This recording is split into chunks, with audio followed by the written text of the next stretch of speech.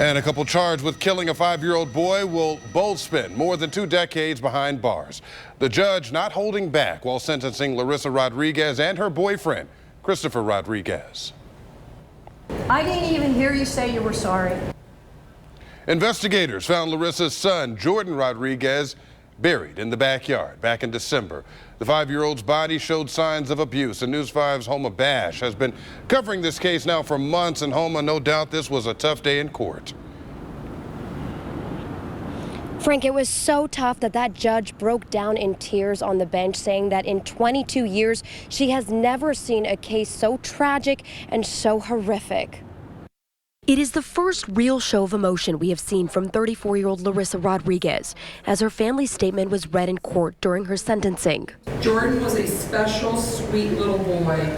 On December 19th, 5-year-old Jordan Rodriguez's body was found buried in the family's backyard on West 80th Street in Cleveland. He had been dead since September 22nd. Prosecutors say that when Larissa and her boyfriend Christopher Rodriguez woke to find the special needs child dead, they buried his body in a 4-foot by 4-foot unmarked grave instead of calling for help. The medical examiner saying that the boy's body showed signs of abuse, broken ribs, a broken wrist. It was only after a tip call from Christopher's brother that police were able to find the boy's remains.